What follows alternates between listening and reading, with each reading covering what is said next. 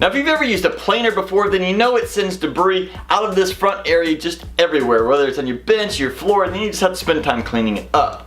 Now this is a Porter cable planer, and it's relatively inexpensive, and it works for my needs. Now some of the larger units probably already come with this collection, but this one does not. So I did a little research and I found out that a Delta version of the port should fit on this. So we're going to try that now. Now for those of you who are interested in this model, this is actually the 50-359. I purchased this on Amazon. I'll in fact even put a link to that in my description. So if you want one of these, just check out that link. This turned out to be a very easy upgrade.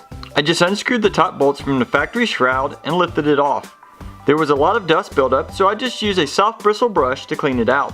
I just slid the new shroud into place, making sure to line up the ports and tighten the bolts back in place. Now that was one of the easiest transfer of parts I've probably done in any of my tools, and except for maybe changing out a rechargeable battery. Just had the 2 screws and it fits on there really tight.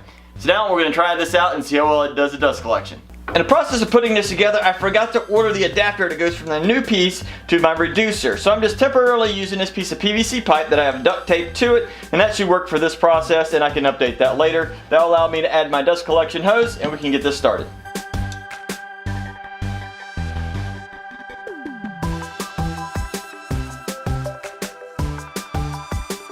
Now I'm super excited how this turned out. There's virtually zero dust and debris out here in the front of the machine. Back here where you put the wood in, there is a little bit back here. Very, very little. I can definitely live with that because I'm used to large piles of dust not only on my bench but all over my floor, sometimes even in my shoes because they were standing too close to it.